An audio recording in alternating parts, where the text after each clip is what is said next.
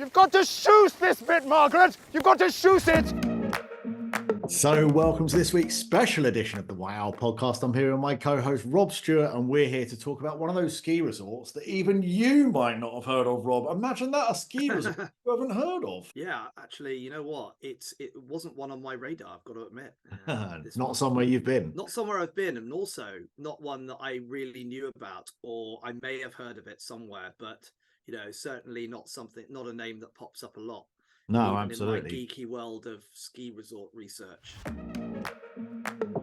Well, so this week we're going to be talking about an absolute genuine French hidden gem called Sept. Laux, Laux. We'll put that in the notes. It's celebrating 50 years since it opened, and why that should be the top of one of your ski list trips, Rob. Yeah, Sept. Laux. You're right. I haven't been there, but I've certainly heard of it. More importantly, I like the sound of it too. So, Dom, we'll throw in some questions your way. Let's find out who Sept. Laux is good for, what the destination is best for, and also how to get there. And I must admit, I've been checking out the resort website sneakily, when I saw the topic for this podcast. Yeah. And it does look really interesting. It is, absolutely. But first, right, where exactly is Sept. Laux? So it's pretty close to Grenoble, if you like, just up in the Belledonne mountain range in the Dauphiné Alps. So you could drive into the city of Grenoble, and it's 30 to 40 minutes traffic permitting, and the airport is just over about an hour away. So yeah, you could do that too. Chambery, 50 kilometers away, so that's a really nice option if you're flying in, or if you're like me and you drive down, you could drive down from Calais. You're looking at about eight and a half hours. So it's actually pretty well, nice and convenient, to be honest. Yeah. Okay. And could you get the train there as well? Because it's close to Grenoble. Yeah, exactly. So I checked out a recent train map with Dan Elkin from Snow Carbon. Oh yeah. Yeah. I know that collaboration with France Montagne. That's it. Yeah. So the train would be London, Paris, Lyon, Grenoble, and then a taxi or a bus up there. So yeah, actually the train ride down is pretty good. So being nice and close to Grenoble, it makes it nice and easy for everybody. And to be honest with you, I love that train ride down. Obviously you could do a little stopover on the way down if you wanted to do that. So really nice way to do it. Actually, I quite like the idea of stopping over for the night in Lyon, a bit different, and then sort of pottering down the next day. That would be quite a good trip. Great little town, love Lyon, really nice. So yeah, it's well worth doing that. Yeah, definitely. Okay, so there we are with the location. Let's start with the skiing though. What's it like? How much is there, and who would it suit?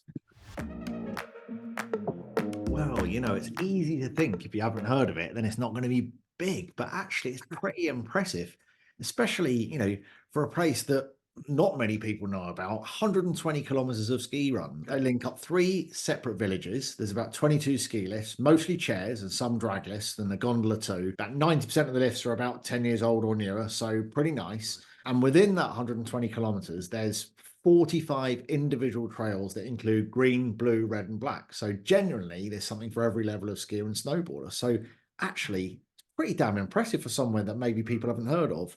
It is mostly blues and reds, but there are half a dozen 7 black runs, so pretty significant, and it has the largest free ride area in the region, including the Vallons du Pra trail, which is basically a marked off-piste route. So pretty damn good. That one.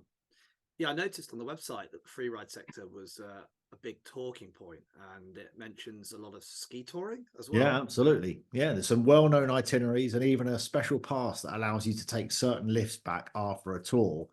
So it's a very, very pretty area, very scenic. On one side, you've got views of Les Bauges, a UNESCO geopark, the mountains of La Chartreuse, where the famous drink comes from, as you know. And then on clear days, you can even see right over to Mont Blanc in the other direction. So yeah, pretty spectacular. Yeah, right. I do know that area is absolutely incredible scenery around there. Okay, so interesting freeride terrain. I'm liking the sound of this already. A dedicated freeride zone. So it sounds like a pretty serious ski area then. Well, yeah, it is. I mean, it's worth saying the freeride terrain isn't necessarily super challenging. It would be a good place to learn and hone your off-piste skills with the right instructor or guide, of course. There's several areas, including the Combe de Bedina, the Combe de la Jasse, or Yasse, I'm sure they say, and Les Faucons and Le Pas de Chien. Must be something to do with the dog, I guess. So there, there's a yeah. So there's a chunk of areas for sure. Yeah, they take it pretty seriously then. Yeah, I've just pulled this up actually on their website. This is what they say about freeride skiing. They say it's a little bit of franglais in here. So on the Plain A side, the Pra Valley will make converts of freeride specialists. This space along the Black Hill is surely one of the most fabulous of the whole area, offering a sumptuous view of Belledonne and Haute-The Valley. The practice of freeride is done in the Combe de Bedina and some couloirs that we owe to a renowned freerider, Dennis Ray, which are the favourite courses of freeriders. So there's my bit of broken franglais there, but you get the idea of what they're saying. Okay, so I'm keen. I'm keen. You like it? I like the sound. I like the sound of that. But what about for everyone else? Yeah, of course. Or those that don't want to do the free riding side. Basically. Yeah. So on the other side of the ski snowboard spectrum, if you like, it is it's got its own snow park, one in France's most highly rated apparently, and located up at 1900 meters with its own lift to allow quick returns to the top. So obviously, as you know, you run down through a park. What the park rats want is they want to get straight back up and do it again. Yeah. So it does have its own lift, which is great. Okay. The park has 4 sectors for different abilities, including border cross 2. So yeah, pretty cool. Could even get Emily out there. And it is also worth mentioning the beginner's terrain because it is extensive and separate from the main ski area. And then there's a nice progression on to green runs after that. So the majority of runs are blue and red. So we are talking about all this free ride terrain, which is all very nice. But at the end of the day, it is a beginner and intermediates paradise there that actually they're the people who get the best deal, to be honest. So there's a fairly new area called the Squirrels Route for kids too. You know those sort of runs that you run down through the woods and you're bashing the things and you're ringing the bell and poking the squirrel in the eye and all that sort of stuff. You know what I mean? Oh yeah, I do. I'm actually I quite like those myself. They're always a bit of fun. I can see that, Rob. Anyway, it looks like a great little area to learn to ski or snowboard, and you can get all the ski schools as well. So there's the ESF, of course, École de Ski Français, and you also get the ESI Pro 7 school that also offers freestyle and freeride lessons. There's a dedicated snowboard school called Slash, and another called Easy Riders, and they've got English speaking instructors. So yeah, pretty good offering on the ski instruction front too. Yeah, that sounds good. I must say my daughter learned to ski mostly with the ESF in France, and we only ever had good experiences with them. I mean, back in the day, I worked with and alongside ESF instructors. They were super professional. So for kids especially, it's great. Yeah. Right, what about the snow record?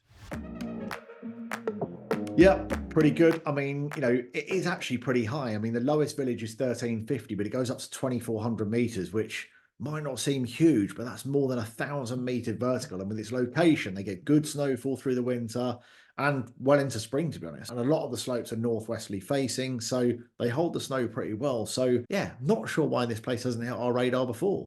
Yeah, I mean, you ask who the skiing is for. I mean, it sounds like it could actually be for everyone, basically. Yeah, absolutely. Certainly families can get a lot from this area, especially families with skiing abilities at pretty much every level. It genuinely caters for skiers and snowboarders from complete beginners right up to experts and everything in between. So for a resort of this size, it pretty much got everything packed in, to be honest with you. Okay, great. So what about the actual villages then? What are they like, Dom? Yeah, so the main village is Praputel. It's where most of the accommodation and facilities are. It's mostly self-catered accommodation, and there's a good choice of both sort of lower priced and higher end places to stay in. And it's pretty easy to walk around the area. It's not tiny in any sense, but it's not like a massive town either. So it does have that sort of purpose-built feel, but in quite a nice way. And the views across the valley are pretty epic, to be honest with you, Rob. There's also supermarkets, selection of restaurants. It's not the kind of resort that you're going to see sort of super highly inflated prices in. So that's also a big draw, especially for me. Lots of locals come here and exactly. I guess sort of place where, it isn't a lot of locals from Grenoble coming up on weekends and they're not going to inflate prices. So yeah, exactly. That's the case. Yeah, so you're probably going to experience quite softened prices and quite good value over and above some of the sort of more well-known resorts in France. And off the slopes, there's an all-year-round mountain coaster, like a toboggan on tracks, pedestrian chairlift and on skiers, pretty useful, and dog sled rides too. Lots of things for kids to try in the adventure park. So actually, it's pretty nice. The more I talk about it, the more I'm likely to try and get out there this season to go and explore more. Okay, all right, it's sounding good. It's building into quite a nice picture for me. Yeah. But what about the après, Dom? What about the après? What's it like? So it's never going to be the Awesome big party questions. town. It's never going to be the big party town, but certainly on the weekends when it's busier, because I can tell you during the week it's normally pretty quiet on the slope, so that's a massive bonus as well. Yeah. Especially with some people who maybe want to gain a bit of confidence or have lost some confidence over the years. But maybe with the exception of the French holiday weeks, there's a bit of après to be enjoyed. There's a few little bars. You're probably not going to get people dancing on tables in their snow boots, Rob. Yeah. Okay, so it does sound like a great family place, especially with sort of older kids too. Yeah. There's, you know, the park and plus beginners, Yeah. all those green runs, and also those looking for a bit of adventure on the freeride side too, right? Yeah, absolutely. I mean, it's perfect if you've got, you know, sort of youngsters that are just learning to ski, and then you've got a couple that maybe one of them wants to go off and do a bit of free ride, and the other one wants to get a bit more experience or maybe get a lesson. Yeah, it really does sound like an area where pretty much everybody can do a bit of something, you know? Yeah. Okay, a few more quick fire questions for you, Dom, just to test your knowledge, which seems pretty good so far, but here we go. Okay, I'll do my best. Why is it called Le Sept Le? Seven Le. Le Sept Le. Okay, easy. Although there's a few local variations on the story, it was founded in the 1960s, 70s by a group formed of 7 communes in the area. So it was called Le Sept Le. 7 communes. Yep. Very easy. Okay, that makes sense. Okay, where do I go for a pint when I'm there? Okay. I'm not that I want to forget about the skiing. Well, it's like my second question, but you know.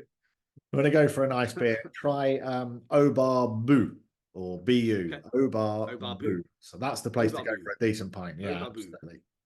Sounds like a fun place to hang out. Okay. And then 3. What about a bit of tartiflette then? Where am I going to go for that? Yeah, there's a few good spots for that, Rob. But Le Rocher Blanc is a good bet for all that traditional Alpine fare. For sure, that is probably a top choice. Really, really nice. Great food. Your real proper tartiflette. I think I'm going to have to go, Rob. I'm sorry. I'm going to have to shoot off.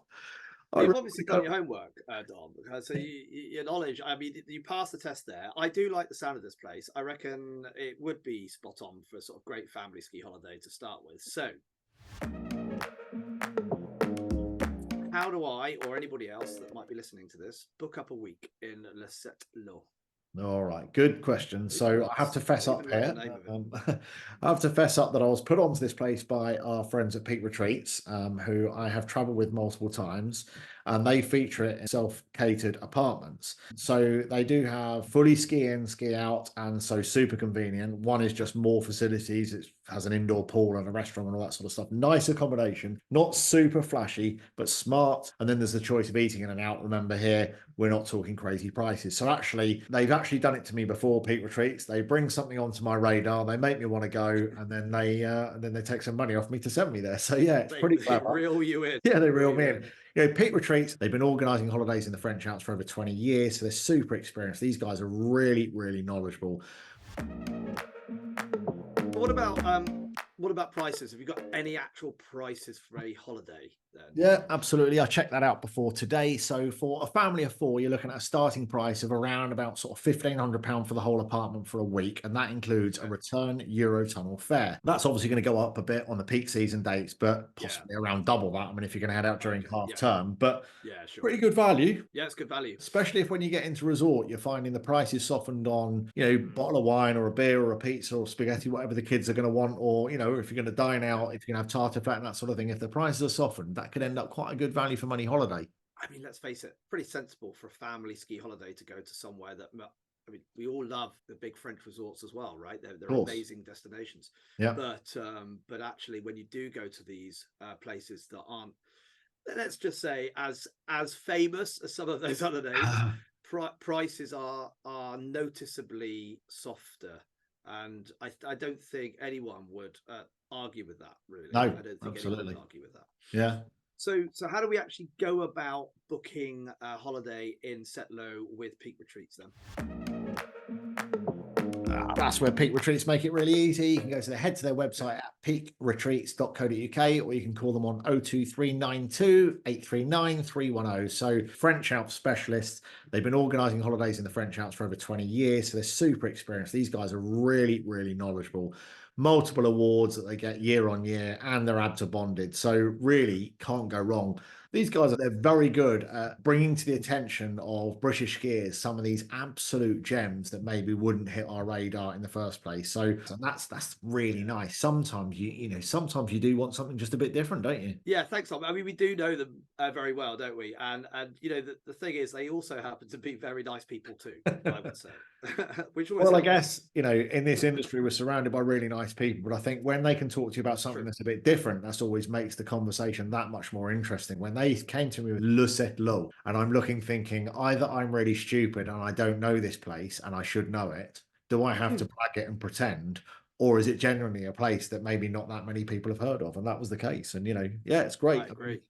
Really nice people. And it's great having this special edition of the Whiteout podcast to discover Laux. Maybe we should have kept it as our little secret. Maybe we won't publish this episode so nobody else gets to find out. Well, this is the thing, isn't it, Tom? And I'm sure it's a fabulous little place that many people could go and enjoy sort of slightly softer prices, a really nice ski area that could suit all sorts of people, and somewhere a bit different to tell your friends about, Absolutely.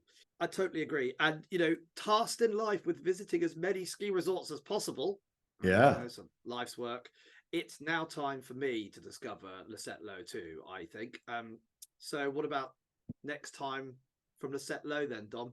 From Next the podcast. podcast the next time. Let's do it from Certainly at the some Laux. So yeah, big shout out for Peak Retreats. Thank you for furnishing with so much information. We're very much looking forward to visiting this season. And don't forget, listener, to hit subscribe so that you get the latest podcast as and when it drops in. And do leave us a review, because those reviews really do help other people find our podcast. In the meantime, we wish you happy skiing. And until next week, when we'll have our usual podcast episode, Rob, have a good ski next week.